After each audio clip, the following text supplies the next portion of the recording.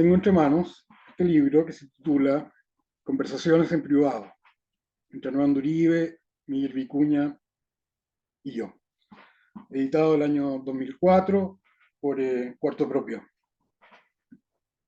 A don Armando yo lo había conocido por el 89, pienso, cuando él concurre al taller de la Fundación Pablo Neruda. Luego nos fuimos por aquí y por allá, y él un día me dice: Eduardo, quiero que venga a mi casa continuamente a verme, a conversar, etc. Bueno, yo accedí a la invitación y de manera espaciada en el tiempo me encontré con él. Claro que no a cada rato para no hacer catete. Y con Miguel pienso que a mediados de la década del 80 o fines, también lo conocí en ese tiempo y, e inmediatamente nos hicimos amigos. Eh, Don Armando acaba de morir el 2020 y Miguel, tristemente, también acaba de morir ahora en enero de este año. Eh, Don Armando, una gran personalidad cultural, pública, profesor de Derecho, diplomático, poeta, polemista, fue la gran figura pública, cultural durante 30 años en Chile.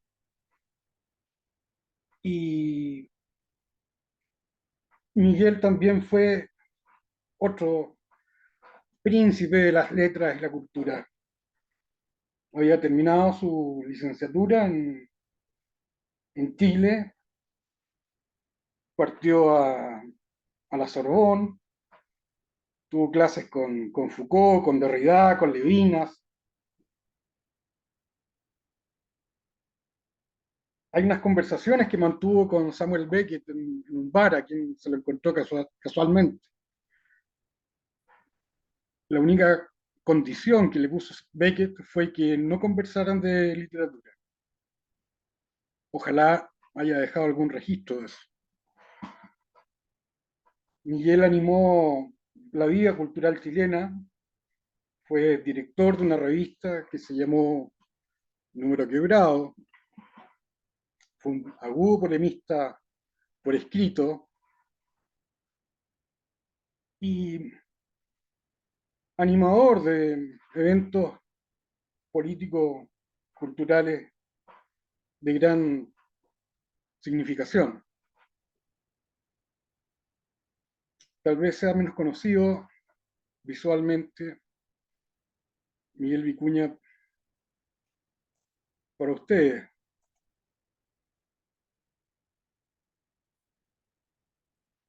Este era Miguel, nuestro querido amigo Miguel Vicuña, profesor de filosofía, como le gustaba que le dijeran, y no filósofo.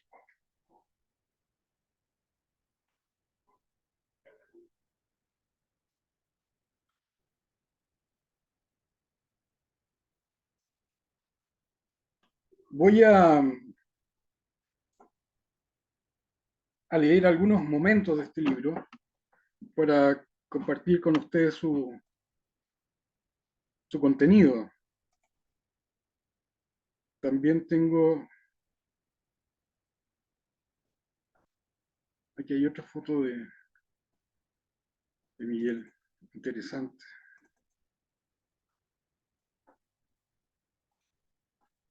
Una fotografía tomada por Bruno Montané.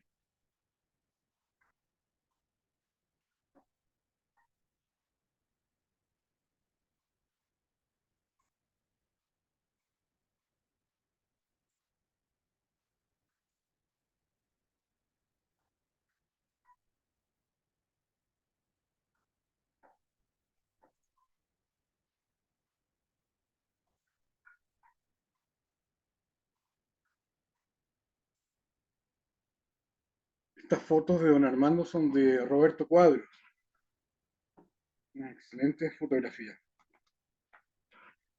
Quiero leerles algo de esta conversación tripartita.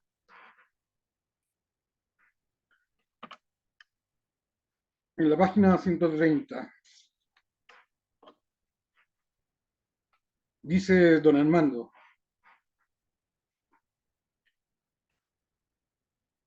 sobre eso quiero decirles una cosa. Soy gran relector de Proust. Todo el tiempo. Incluso lo abro en cualquier página. Después voy para atrás y vuelvo hacia adelante. De esas maneras, todo el tiempo. Conocimiento del tiempo recobrado lo tengo muy vivo, creo, por esas relecturas constantes. Raúl Ruiz me dijo, estando en París, esa era la época en que me mostraba los guiones de sus películas, antes de hacerlas incluso, me dijo que en todas las películas de él en esa época, debe haber sido por el 75, fuera cual fuera el asunto, el tema, aunque esas películas fueran del periodo en que hacía los guiones con ese gran escritor francés que se llama Pierre Klossowski, por ejemplo, el guión, junto con Klossowski, de La vocación suspendida, una obra del propio Klossowski, transformada en texto para el cine, incluía referencias a cosas chilenas. Por ejemplo, La vocación suspendida, que ocurre en un seminario con seminaristas, donde hay muchas discusiones internas, introduce las dificultades que había tenido el año anterior la dirección del Partido Socialista Chileno, al cual él había pertenecido. Tomando en cuenta lo anterior, yo tiendo a creer que en este film, al tratar episodios en el París de fines del siglo XIX, comienzos del XX, fiestas, personajes que hacen tales o cuales cosas en relación con otros, etcétera, donde están el Marqués de Saint-Loup y otros, ellos no corresponden en nada a lo que se sabe, por distintos medios, de cómo eran esos personajes, o modelos más bien dicho, en la realidad histórica precisa de París en los años en que Proust concurría a estos eventos sociales de alta sociedad. El barón de Carlus y el marqués de Saint-Luc en la novela y sus respectivos modelos en la realidad, modelos que han sido examinados en todo tipo de biografías sobre Proust, aparecen como elegantísimos, son descritos como tales. El varón es corpulento, alto, tiene la afectación de ser muy viril. Solo en el curso de la novela descubre el protagonista, el propio Proust, a quien en la novela llama Marcel en un momento determinado, que era un homosexual activo y constante. El varón tenía como uno de sus modelos a un poeta francés en verso de la época, que era el único poeta de ese medio social alto en ese entonces, el conde de Montesquieu-Sensac, que fue retratado por el gran retratista de la época, Boldini. Ese retrato yo lo he visto en el Metropolitan de Nueva York y aparece como elegantísimo el modelo de Carlus, que a su vez es descrito en la novela como muy elegante. Lo mismo pasa con Saint-Luc, personaje que según el propio Proust parece un ave del paraíso. Cuando caminaba rápidamente, el monóculo iba en el aire casi. Los cabellos rubios se le dispersaban hacia atrás y elegantísimo. En la película, a los dos les caen los pantalones sobre los zapatos como tirabuzones. De modo que si quiso Raúl describir no el París de Proust, sino el Santiago de principios del siglo XX, dio en ese blanco gris. O sea que es, en ese sentido, una gran sátira del tiempo recobrado de Proust, la película de Raúl Ruiz.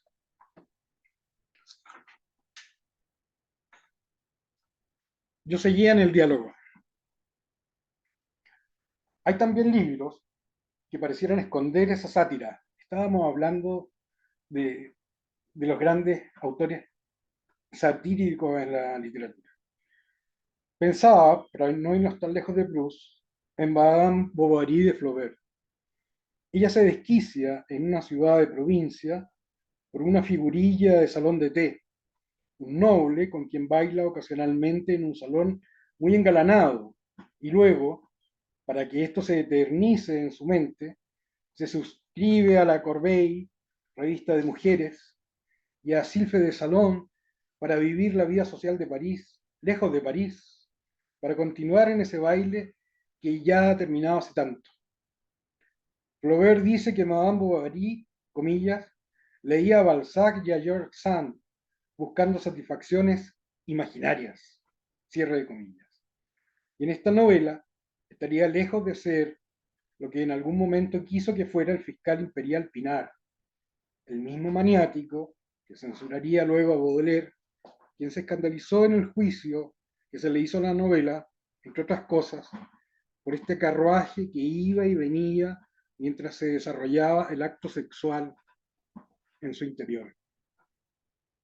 Flaubert describe con minuciosidad, aunque muchas veces como no dándole importancia o dándosela al fin, una cadena de referencias literarias, artísticas, etcétera, que van modelando la sensibilidad de la señora Bovary, su personalidad, y potenciando un imaginario disparatado que la conduce solo a ensoñaciones que resultan una verdadera distorsión letal, todo provocado por la cultura disponible ahí, o mejor dicho, por un tipo de cultura que Flaubert critica, satiriza fuertemente, incluso haciendo referencia detallada a dibujos o paisajes en platos o cuadros.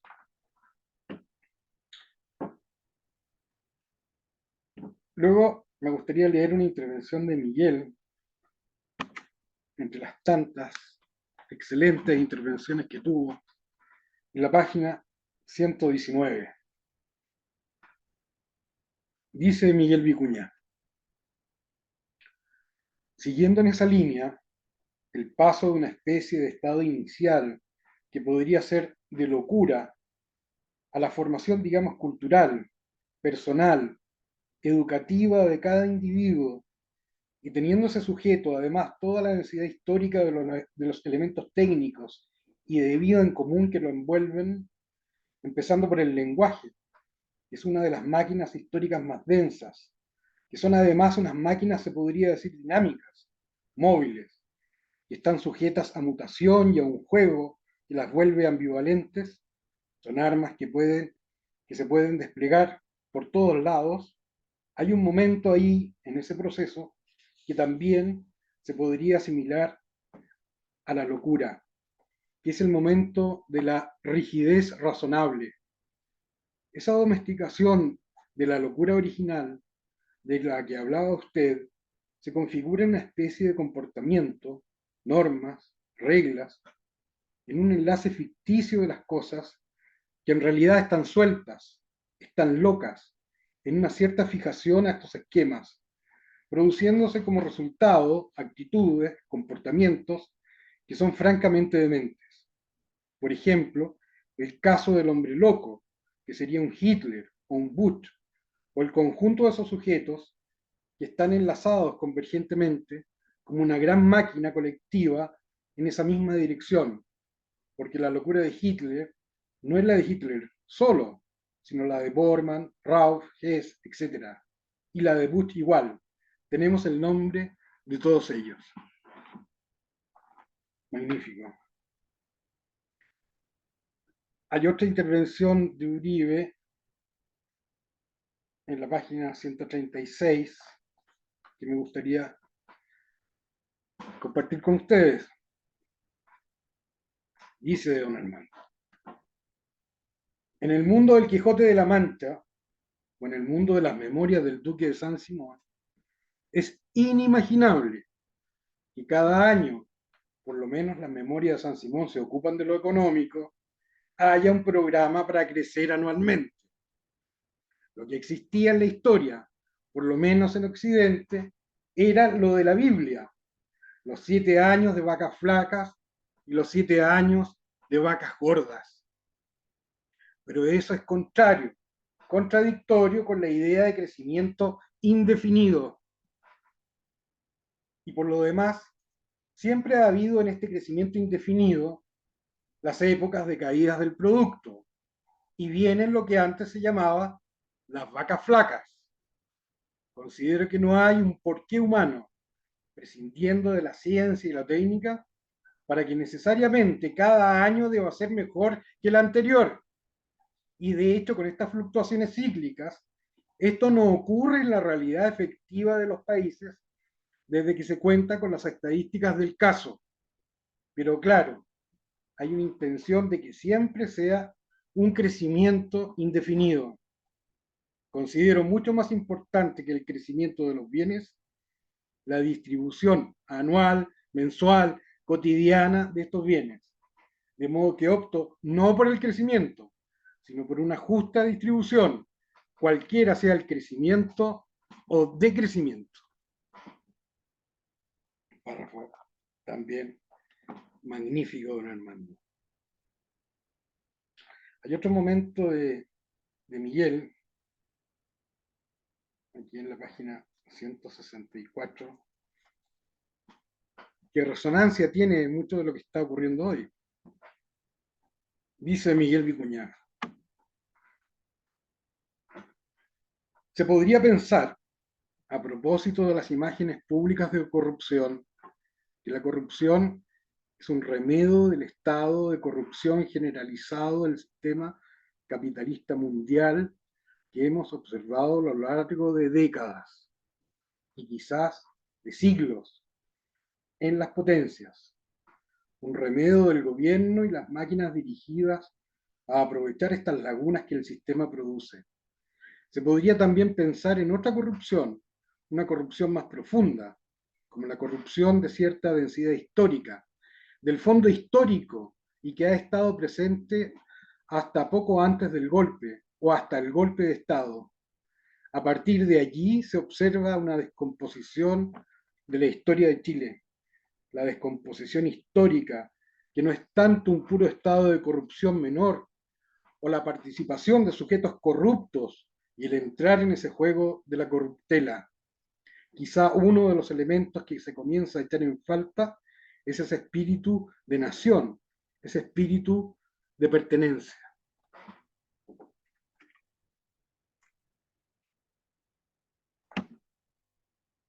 En la página 138, producto de la lectura de unas antologías que yo tenía, me permito intervenir de esta manera. Digo,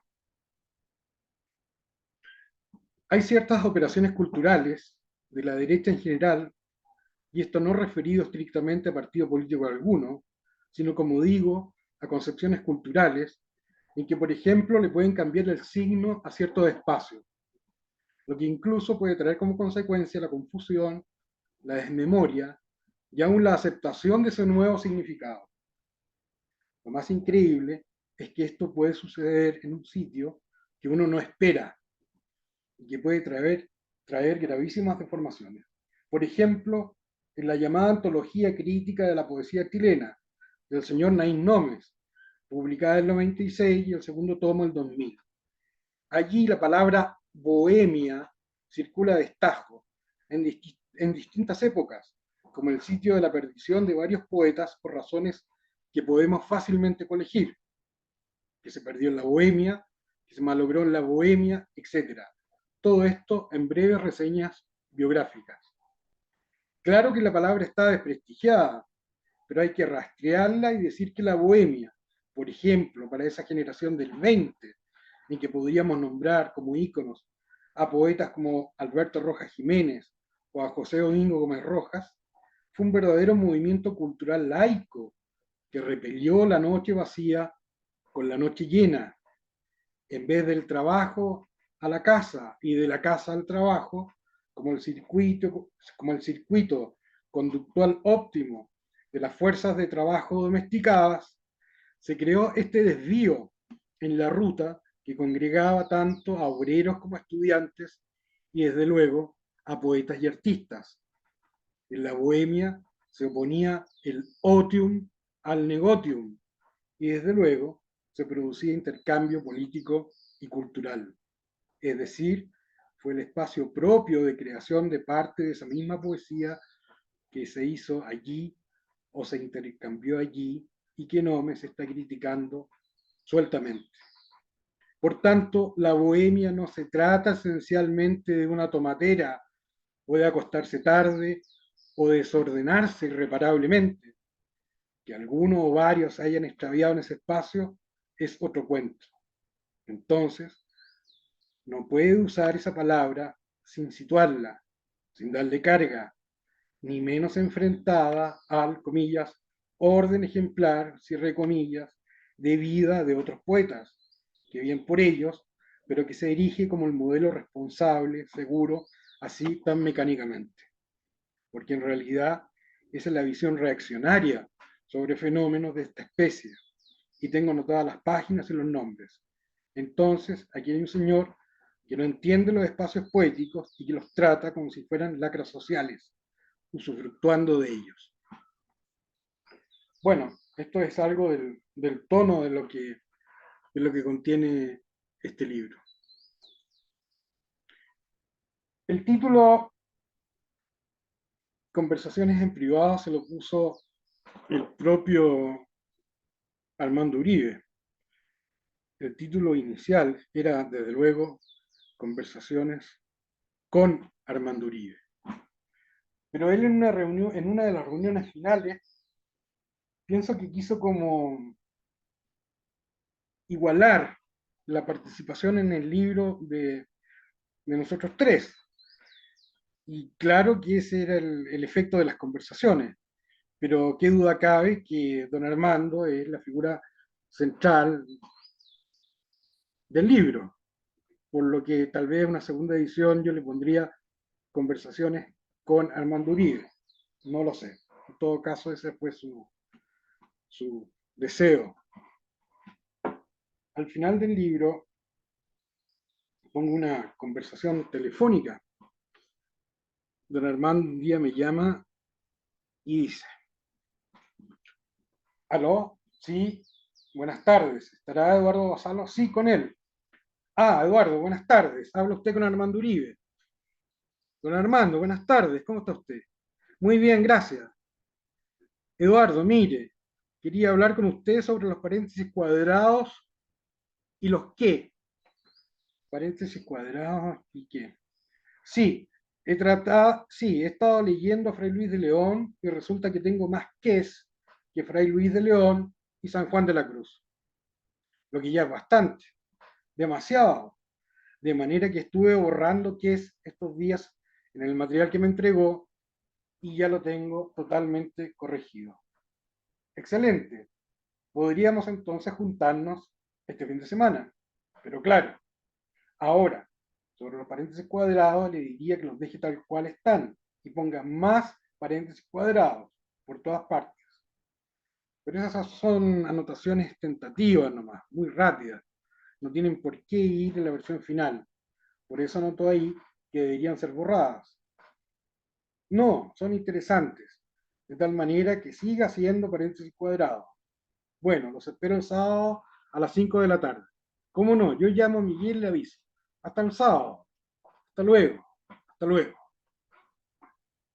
Así terminaba este libro, Conversaciones en privado.